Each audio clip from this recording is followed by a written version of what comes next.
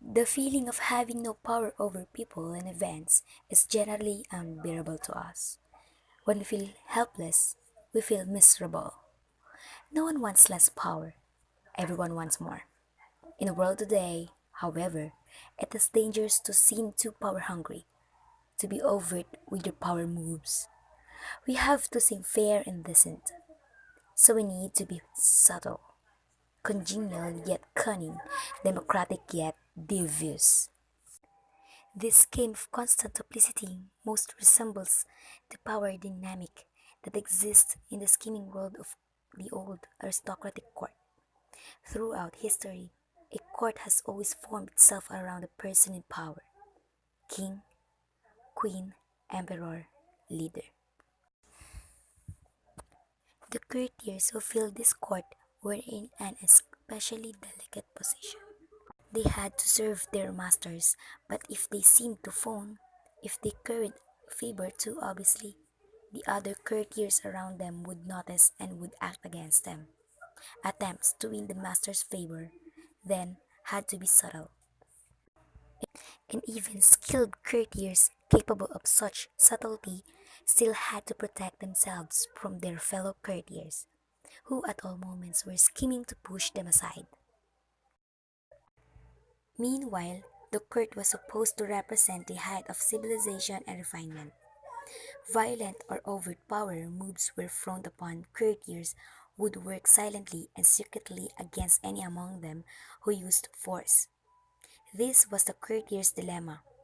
While appearing the very paragon of elegance, they had to outwit and thwart their own opponents in the subtlest of ways.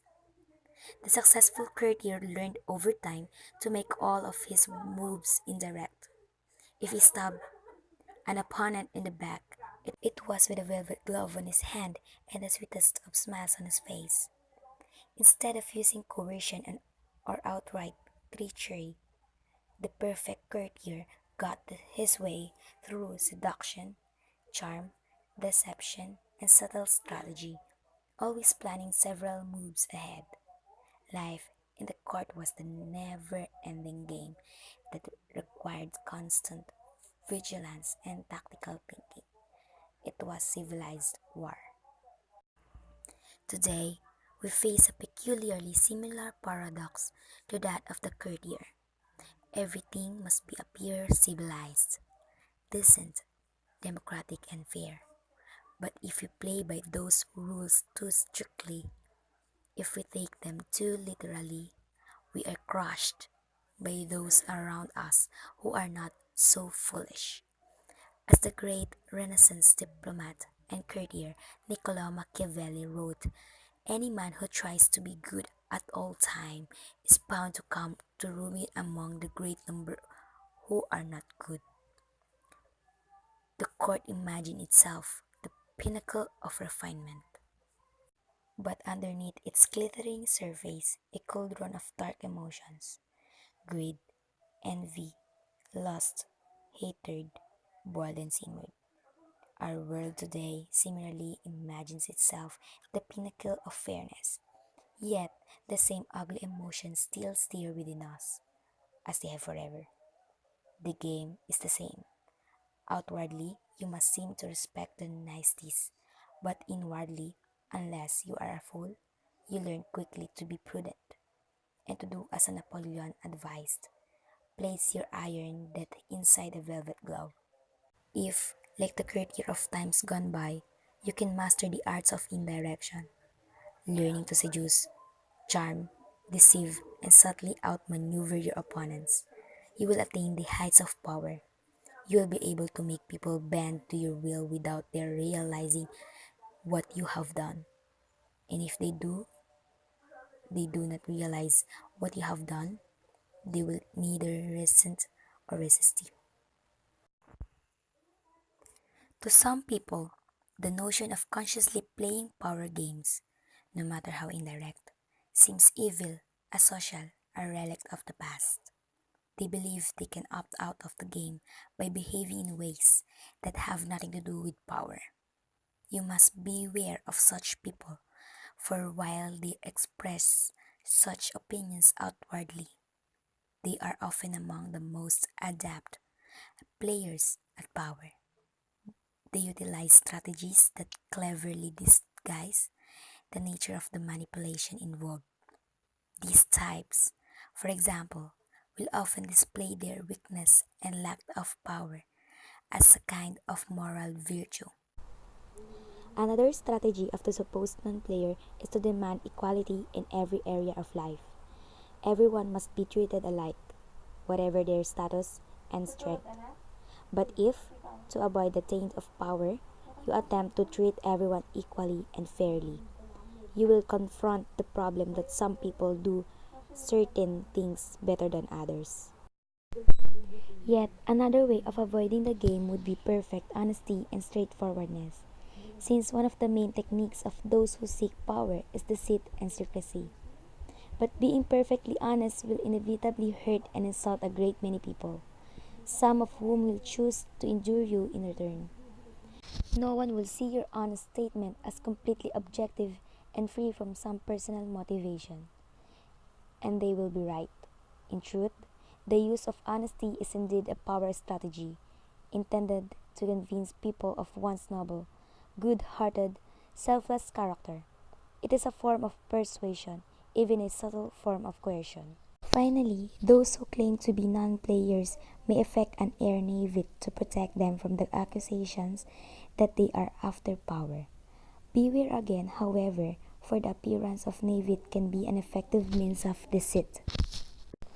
And even genuine Navit is not free of the snares of power. Children may be naved in many ways, but they often act from the elemental need to gain control over those around them. Children suffer greatly from feeling powerless in the adult world, and they use any means available to get their way. You can recognize these supposed non-players by the way they flaunt their moral qualities, their piety, their exquisite sense of justice. But since all of us hunger for power, and almost all of our actions are aimed at gaining it, the non-players are merely throwing dust in our eyes, distracting us from their power plays with their air of moral superiority. And they greatly resent any publicizing of the tactics they use every day. If the world is like a giant skimming court and we are trapped inside it, there is no use of trying to opt out of the game. That will only render you powerless, and powerlessness will make you miserable. Instead of struggling against the inevitable, instead of arguing and winning and feeling guilty, it is far better to excel at power. In fact, the better you are at dealing with power, the better friend, lover, husband, wife, and person you become. The most important of these skills and power's crucial foundation is the ability to master your emotions. An emotional response to a situation is the single greatest barrier to power. A mistake that will cost you a lot more than any temporary satisfaction you might gain by expressing your feelings. Emotion cloud reason, and if you cannot see the situations clearly, you cannot prepare for and respond to it with any degree of control. Learning the game of power requires a certain way of looking at the world, a shifting of perspective.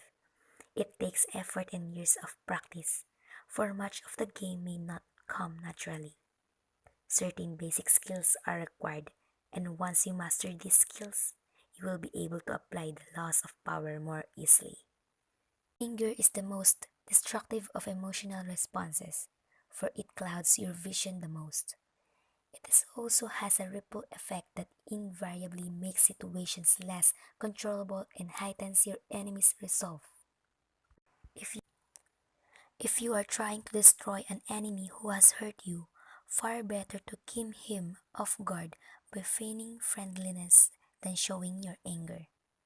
Love and affection are also potentially destructive in that they blind you to the often self-serving interests of those whom you least suspect of playing a power game. You cannot repress anger or love, or avoid feeling them, and you should not try. But you should be careful about how you express them, and most important, they should never influence your plans and strategies in any way. Related to mastering your emotions is the ability to distance yourself from the present moment and think objectively about the past and future.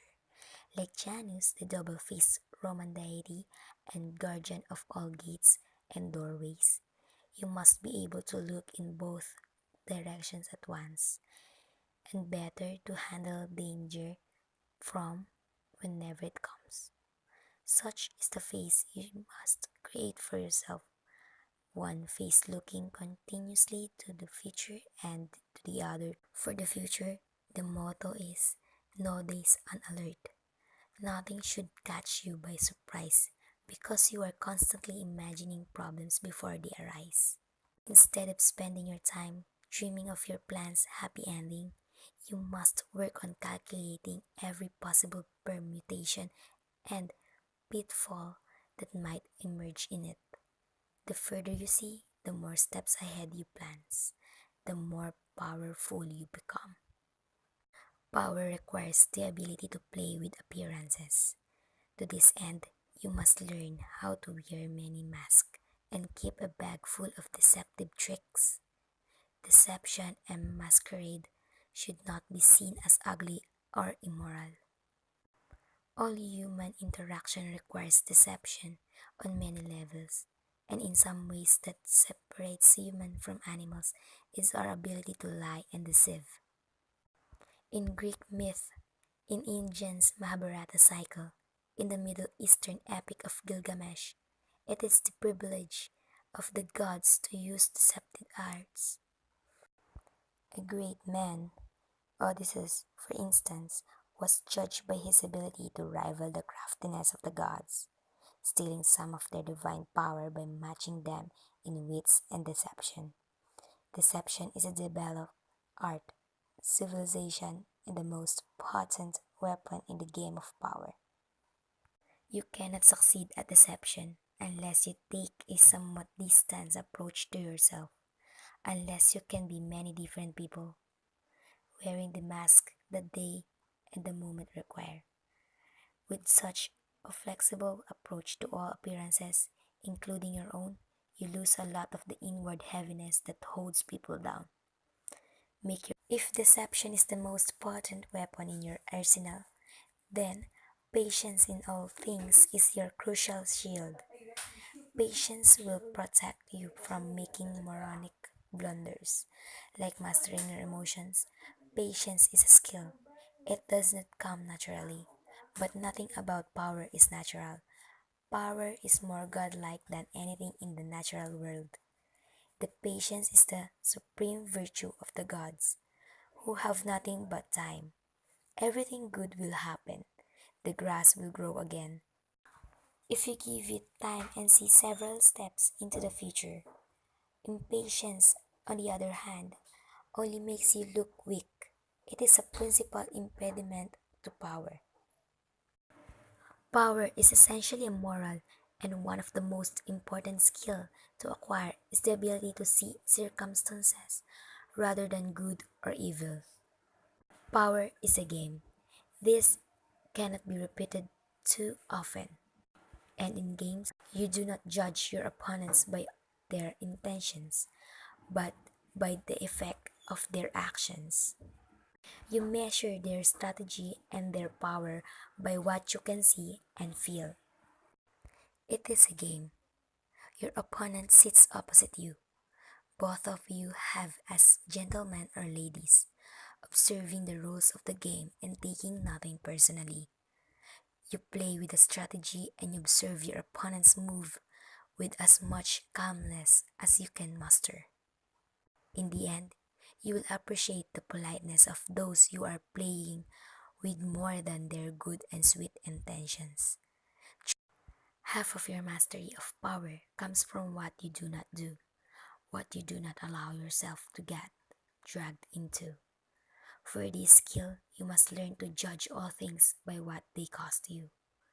As Nietzsche wrote, the value of a thing sometimes lies not in what one attains with it, but in what one pays for it, what it costs you. The power is a social game. To learn and master it, you must develop the ability to study and understand people. As the great 17th century thinker and courtier Balthazar Grecian wrote, many people spend time studying the properties of animals or herbs. How much more important it would be to study those people with whom we must live or die. To be a master player, you must also be a master psychologist. You must recognize motivations and see through the cloud of dust with which people surround their actions. An understanding of people's hidden motives is the single greatest piece of knowledge you can have in acquiring power.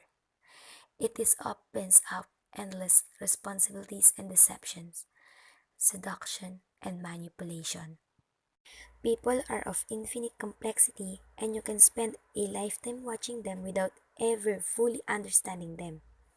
So, it is all the more important, then, to begin your education now.